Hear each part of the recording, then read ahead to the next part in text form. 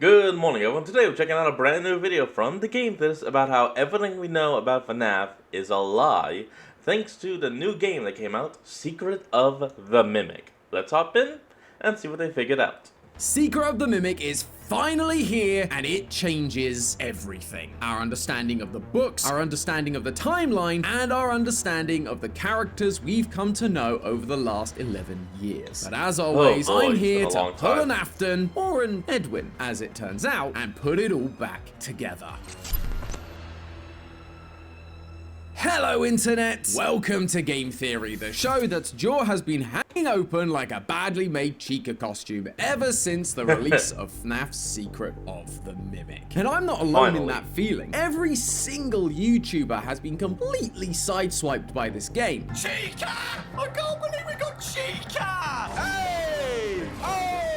Oh my god, there she is! Whoa, That's what insane. Why has it taken us all by surprise? Well, besides the fact the game actually works, mostly, it also did something that is completely Y'all got any unheard pixels? of in a FNAF game. They actually gave us a story. And I don't It's about time, and note to self, check it out on GT Live. mean the super cryptic kind that we have to spend years and years figuring out. I mean the kind that actually helps us move forward in this franchise. For a long time, the community has been frustrated with the lack of clarification out there for this series. It's been years of theory upon theory upon theory. And while we have come to certain agreements for parts of it, there are still massive sections of the lore that we haven't been able to agree on simply because there's never really been a solid foundation to jump off of. But now, after 11 years of this franchise, Secret of the Mimic came as the earliest entry in the FNAF timeline and said, guys, I got you. Giving us relatively clear breakdowns of how the early years of Fazbear came to be, as well as throwing a bunch of hand cranks into the works that make us question everything we knew about this franchise. There's timelines that have been displaced, character personas completely shattered, and understandings of where the future of this franchise is going totally flipped on its head. And I'll be honest, I don't even know what else you could do with FNAF, other than just make another sequel game. Tend to theorize about all of it in a 3-part series across the next month or so, focusing on the three main characters from this new game. The newcomer Edwin Murray and his family, the big bad Mimic, and, of course, Fazbear Entertainment, William Afton, and Henry. All of that will then be followed up with a live talkback with a bunch of other FNAF theorists to discuss the game, our differing theories, and generally just talking about the franchise that we've all enjoyed for so long. Dates for that are TBD right now, so make sure you're subscribed so that when I do announce it, you'll be the first to know. And to make sure you don't miss all of the crazy theories leading up to it, because believe me, you don't want to miss them. There are some real bombshells in this game that I want to explore. But for now, let's start from the beginning. We jump into the game as a lowly mechanic working for the wonderful as always Fazbear Entertainment. Our name is Arnold, and we've just gotten off of a and look, he has a Golden Bonnie bobblehead. 36-hour shift, only to be called in for one last job to help recover some Fazbear assets from one of their contractors, Edwin Murray. Begrudgingly, we head to Murray's costume manor, only to discover the asset is a set of blueprints for a killer animatronic endoskeleton that can fit into any costume and learn the role of any character or person. The Mimic. We gain access to different areas of the facility by upgrading our data diver with the I was just about to say, that tool here actually looks like the Faz wrench that was used in Security Breach Ruin. different permissions from basic to security, repair, all the way up to executive privileges, all while trying to outrun or outweight the Mimic. Damn.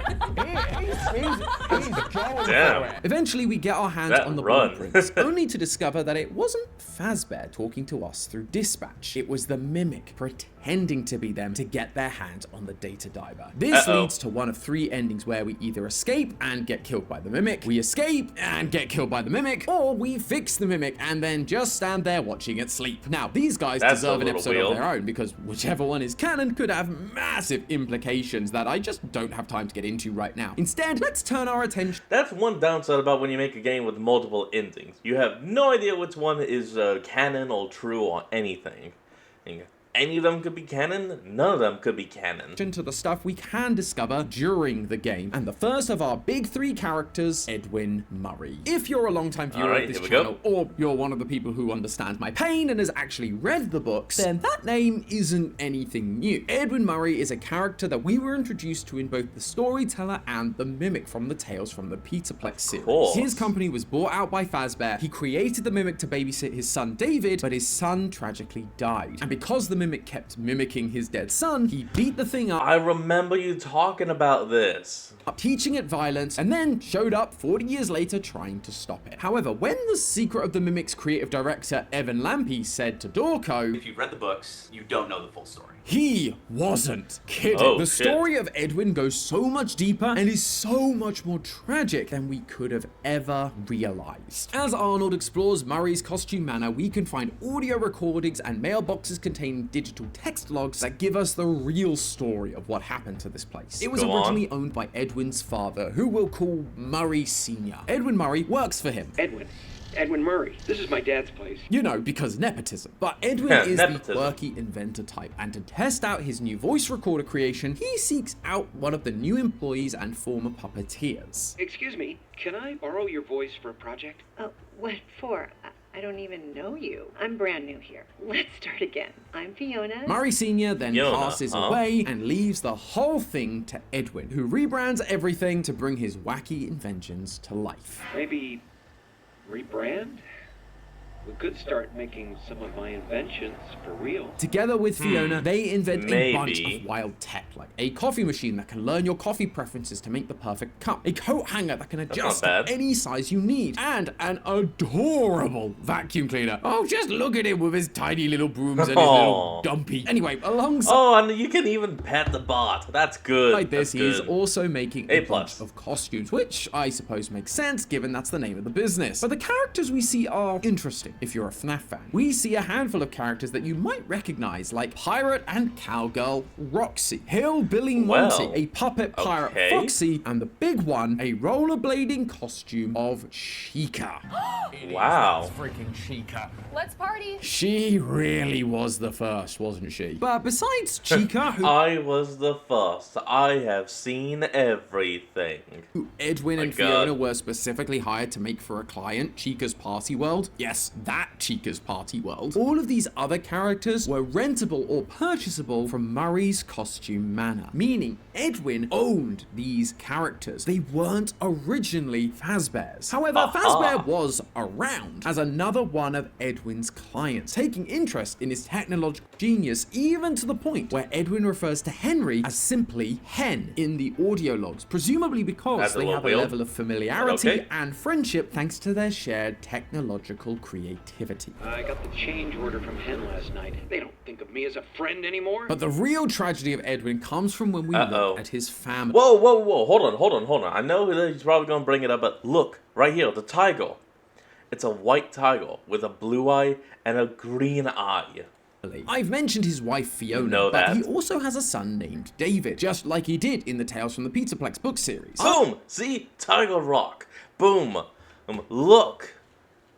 Boom. Unlike that series though, Fiona doesn't die in childbirth. She's still around during David's early years, until she tragically passes away, leaving Edwin to run the business and raise David all on his own, leaving Edwin to come up with the only logical solution: build an animatronic that can babysit David, obviously. He creates the M1 Mimic, but something strange happens. It begins to not just look after David, but mimic Edwin's dead wife, Fiona. The family is back together again, until it's not. One day, David dies outside the facility, leaving Edwin completely devastated. At the same time, the business is lost his wife and child, completely crumbling around him. But M1 Fiona has a solution: make another one of her. Edwin, you can't put it off any longer. You need to try again. Build another. Make another mimic that would now... I know we're probably all thinking it, but do you think Edwin tried to with the Fiona mimic David so that they could be together again. Edwin isn't convinced at first, but eventually he gives in. He takes M1 out of the endoskeleton, copies the program, and creates M2, putting the new program into the endoskeleton. And it works. M2 begins acting like David, but it's too much for Edwin to handle, and he snaps, beating the animatronic, breaking its legs, and teaching it the valuable lesson of violence that Arnold now gets to experience firsthand. With that failure under his belt and the business still struggling, Edwin locks himself away with his final Fazbear project, a restaurant called Freddy Fazbear's Pizza. But M2 has other plans. It destroys the house, and Edwin is never seen or heard from again. It's a real sad ending, but you see what I mean about how it upends a lot of what we thought we knew. We've got characters we thought were Fazbear's now created by someone else. We've got a wildly different setup to Edwin and his family than we saw in the books, and this is just the top level stuff that's been given to us on a plate. The more you dig into these things, the more things begin to change and shift our understanding of the entire franchise. My good lord, it's like a stew. Every bite is a different flavor. But we've got some time, so let's keep things simple for now. We've been given a bunch of information about Edwin, his family, and his company. But what is the timeline of these events? This is FNAF after all. Timelines are a staple for FNAF theorists everywhere. And I don't just mean a vague order of events. I mean cold, hard dates. Well, as you might expect, this game is pretty careful to leave those sorts of details hidden, only giving us months or days for dates at best. They even block out years, so we can't place exact detail. Actually, no, that clearly says it. 1975. But when has that ever stopped us before? Let's start with the very first teaser for this game. In it, we saw the number 1979 showing up on a film reel, giving us a pretty good indication that that was when this game would take place. And once we boot up the game, that does seem to still be the case. In Arnold's van, we come across his work order to collect an endoskeleton from Murray's Costume Manor. Look, even there, 79. He is literally on. That work order contains both an issue date and a signing date, which both end up being the same date, September 7th, 1979. I suppose that means that the Mimic not only faked Dispatch's voice, but also sent a fake work order? And wait, does that mean that Arnold has a fax machine hidden in this van? What other mysteries does this van hold? Oh, Arnold, you teasing enigma. So, okay, we have the end of our timeline for this game, but as I've kind of already mentioned, that's like the least interesting part of this game's story. We're really here for the Edwin Murray drama. But don't worry, I think we can figure that one out too, thanks to FNAF's longest running trope, dead kids. Well, kid, specifically his son, David Murray. Wait, you're not David Murray. You're Jafufu, the newest S-rank agent from today's sponsor, Zenless Zone Zero. Zenless Zone Zero is a hugely popular action RPG set in a futuristic post-apocalyptic world where you control squads of agents to battle monsters from interdimensional rifts called the Hollows. Which, I gotta be honest, sounds a little scarier than a tin cannon. Other than it maybe being a phone game, looks like it could be interesting. The Bumblebee costume, unless that tin can figures out how to mimic the monsters from the interdimensional rift. Oh no. But joking aside, I've actually really enjoyed playing Zenless Zone Zero over the last year. If you've been around for a while, you'll know that I love me an RPG. The light-hearted adventure is always a nice break from the jump scares and animatronics that are trying to kill me. You'll also know I'm a big fan of style. Bright colors, jackets, all the things that help me stand out. So when I found out that Zenless Zone Zero had a character customization menu, you can bet I spent way too long finding the perfect fit instead of battling enemies. But you know, priorities. And Zenless Zone Zero's version 2.0 is having its official anniversary celebration right now. And so you can pick up a bunch of free bonuses just by logging in. Things like S-rank agents and 1600 polychrome to spend. Plus, if you're brand new to the game, you can claim even more special rewards like 180 free pulls so that you can level the playing field against longtime players and increase your chances of snagging the new fierce but playful S-rank cat girl, Jufufu. That is way better than a $25 gift certificate. Look, as long as this isn't a phone game, I would support or a haunted white tiger costume. So if you want to get into some incredibly fun RPG adventures, or you're just a fan of waifus, no judgment here, just head on down to the description and click the link to download the game today for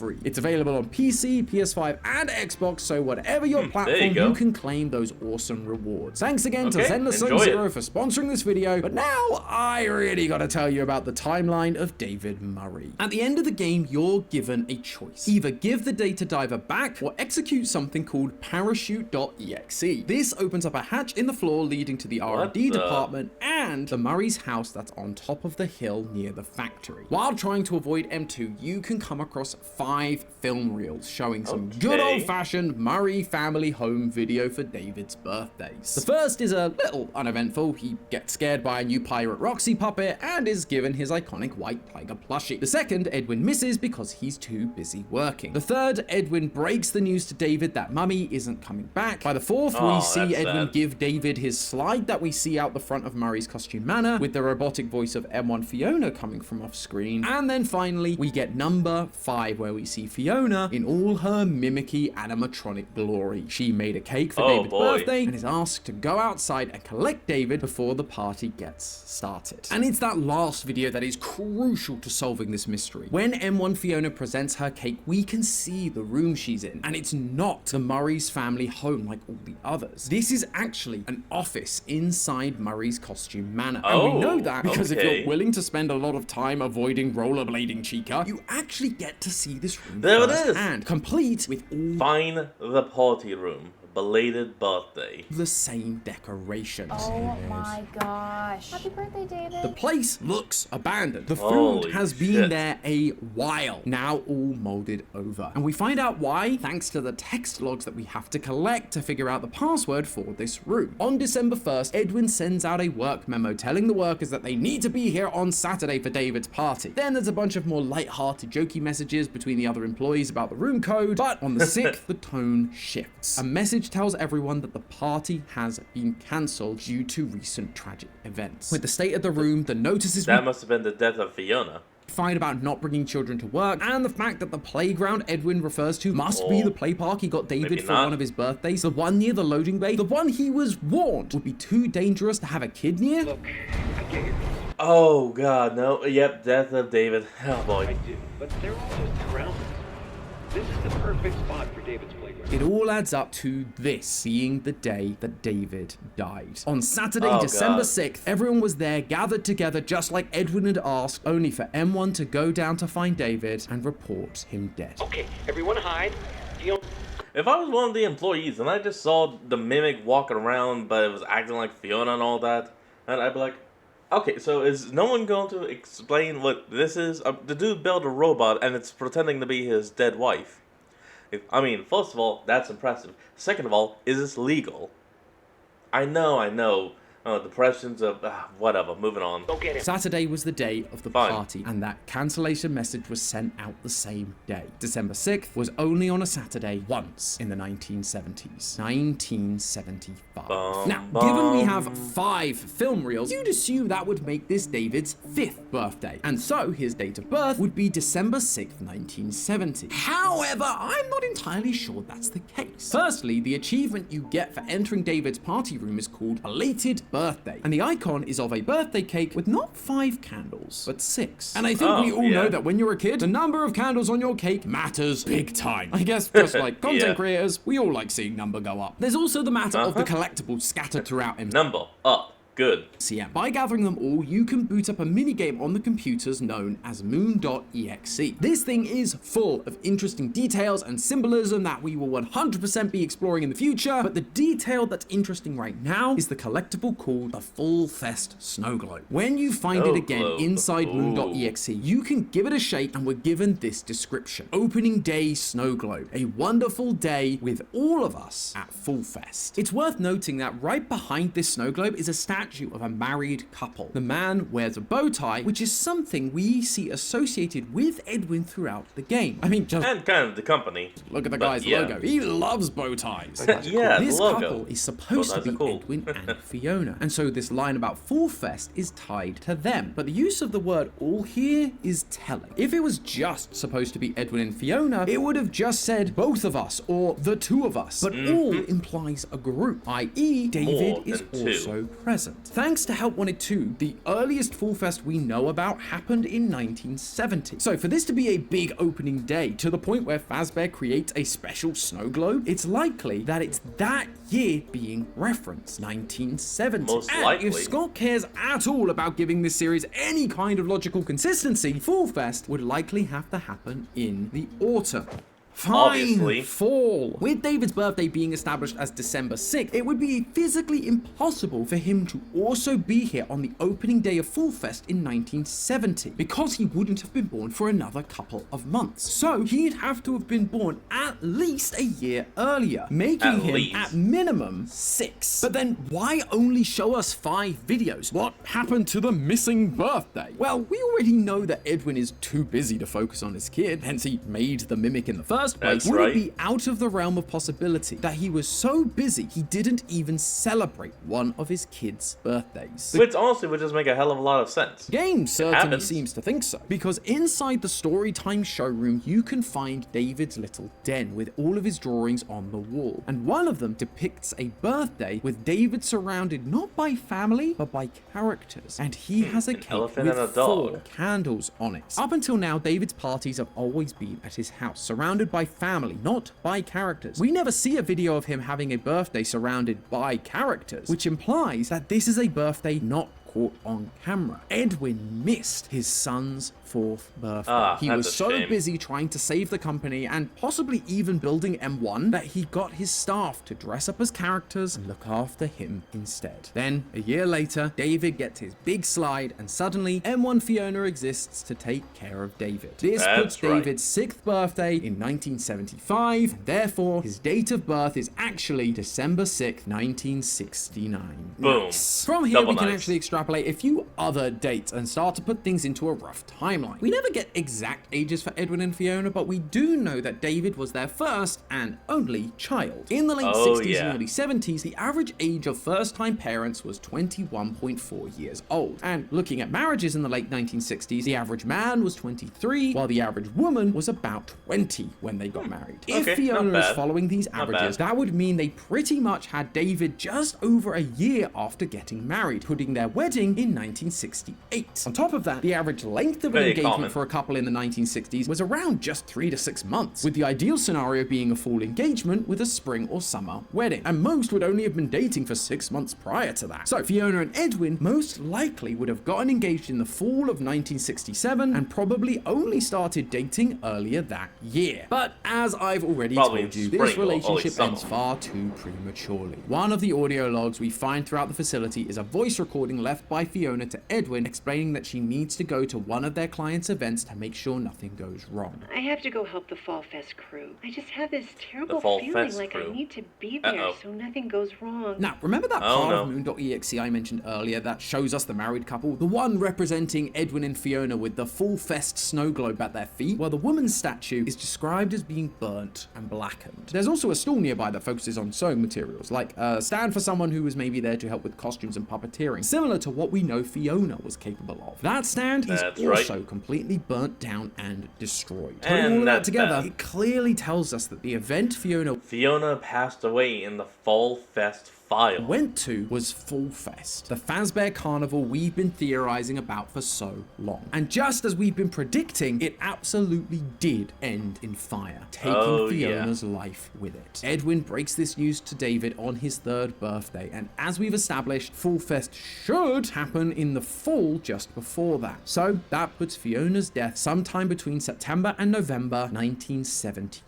So, right now, our timeline looks like this. Edwin and Fiona start dating in early 1967. They then get engaged in the fall of that year, which I now only just realizing might explain why they're in wedding outfits in Moon.exe. They're next to the Fall Fest snow globe. It's the same time of year, almost as if they're going to Fall Fest like some kind of anniversary celebration. Anyway, they get married in 1968 and have David in 1969. A few years passed, and in the fall of 1972, Fiona goes to Fall Fest and dies in a fire. Edwin Which then is creates terrible. the Mimic over the next couple of years. But on the day of David's 6th birthday in 1975, David dies outside the facility. Edwin falls into a pit of despair. He tries to bring back David as M2, but gets angry, beats it up, and disappears, leaving M2 to roam the facility and Fazbear to grow impatient with Edwin's lack of deliverables, and so they send in Arnold to take what is theirs And in thus September the game 1979. begins.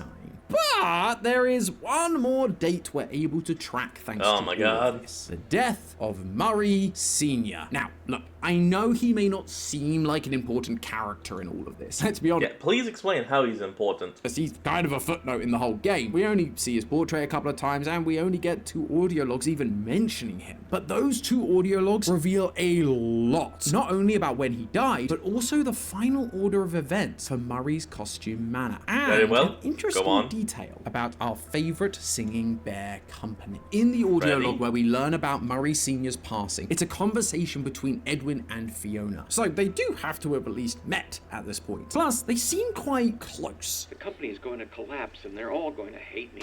And you'll figure it out. Just take a deep breath. It's your company now. Your dad believed in you. Otherwise, he wouldn't have left it to you. She's being encouraging in the way that a supportive partner would and should. So they're most That likely is at true. least dating when he passes. But the real key comes from when you backtrack through the entire game to find Helpful. this specific Mr. Helpful. I mentioned earlier how we get new permissions for our data diver throughout the game to access new areas. Well, that isn't the only thing That's we get right. to access. The Mr. and Mrs. Helpfuls throughout the facility also have different responses depending on the staff level that is talking to them. If you go back and find them all once you get executive level access, we actually start to hear messages recorded by Edwin or Fiona directly addressing one another. And this one right here is very interesting indeed. I've got something very important to ask you. Okay. Here goes. You've become the heart of this company, and I want to share it with you. And you're also really pretty, like asymmetrical pretty. So, will you marry me, please? Yes, it's very Aw. nerdy and very sweet, just That is like how sweet. I proposed. The point is, during Edwin's awkward ramblings, he says this line. You've become the heart of this company. You are the heart of the company. When they met, she was just a new employee. There's no way she would be that instrumental to the company and its Not in the quote beginning. unquote heart. However, once Murray Sr. passed on and Edwin was left in charge, Fiona became his main collaborator. She is the one who cared for the employees and the company while Edwin was off making more crazy inventions. We can even hear her concern good, during the Bob. pre-recorded elevator repair tapes. Please follow the instructions to reset the elevator. Sounds scary. It feels like she's reading a script and she's kind of concerned may about what already she's be. reading. It's only once Edwin takes over that Fiona has the opportunity to fill the position as the heart of the company. And Exactly, also, I yeah. mean, this recording is on a helpful. One of the things that Edwin would only have been able to install fully once he'd taken over. Could start That is making true. Some of my inventions for Before he took control, everything would have just been on paper. real. All of that to No, say nothing that Murray playbackable. Sr. died sometime between Edwin and Fiona dating and them getting engaged, placing it sometime in 1967. And that's an important detail because while it seems early in most timelines for this franchise, Murray Sr. That weirdly got a little loud. appears to have some kind of connection with He must have gone close to the mic. Fazbear Entertainment, even before he passes and hands the company over to Edwin. In a number of the audio logs you can find later on in the game, it becomes very clear that Edwin is getting a little bit paranoid. Edwin, Uh-oh. never forget. They're behind it. Don't trust them. Wait, they're Never behind tell them it? They want to destroy you. Dad was right. Now, you may be asking, who is this them and what is it he's not supposed to be telling? Yeah, well, what is through going on? another couple of audio and text logs, both of those answers become quite easy to figure out. In literally Uh-oh. the next audio log you can obtain, Edwin tells us that there's a leak in the company. I figured it out. Yeah. There's a leak. Someone told them about M2. Well, they can't have it. M2, the brand new mimic that can adjust to any costume and mimic any character or person, is Uh-oh. what's being leaked. And with that in mind, the they becomes even easier to figure out. A bunch William and Henry. of the text logs have a consistent running theme. Working for Murray's Costume Manor sucks. They want out. One more injury and I'm out of here. I mean it this time. Barb, I swear, if I hear that song one more time, I'm going to tear that dolly off her hinges. I have no clue how much longer I can take it here. Some of them leave on their own accord, while others are being poached by a rival company. We're almost there. I need the rest of the Murray staff contact info. The sooner the better. You get that for me, and I can sweeten the deal. W.A. William Afton. How would you like to manage one of the new franchise locations? W.A. That's right, good old Willie A is here, and he's as evil a businessman as we always thought. Fazbear is actively stealing not just employees, but their business secrets. So, it's Fazbear that is, quote, behind it. They are the ones who want to destroy Edwin, and he is reminding himself to not let them have the Mimic program. But do you remember the last thing he said? Dad was right. Dad was right. This mini paranoid speech is all about how Fazbear isn't to be trusted. And those words of advice came from Edwin's father. How? Because clearly Murray Sr. knew about Fazbear, Afton, and all of their shady business practices. Either because Murray Sr. was already in business with them prior to his death, or simply because MCM had been around for a while, and so he'd have likely seen how they operated and how small businesses they were working with suddenly disappeared. And so he made sure to warn his son about them. We all knew that Fazbear had been around a lot longer than we thought with the introduction of the 1970s Fall Fest poster in Help Wanted 2. But now, it seems that they go back even further. Sure, it's only a few more years on paper, but just like everything in this game, we're being shown that we can't strictly rely on what we think we know as definitive. If we thought this prequel destroyed our understanding of the franchise, just wait until we learn about what was going on before all of this. First, it's a few more years into the 1960s, but who knows how far back it goes? Maybe Matt and I weren't so far off with the whole singing bear in the 1930s. But hey, that's just a theory. A game theory! Thanks for watching. Man, this timeline is just expanding it constantly. I don't know how much Scott can create just to keep it going. At this point, it's crazy. Alright, but that's going to be the end of today's video, and I hope you all enjoyed. Remember to like, comment, and subscribe for more. Link to the original will be in the description below, and I'll see all of y'all next time when we flick back on. Till then, this is Fox, signing out. Peace.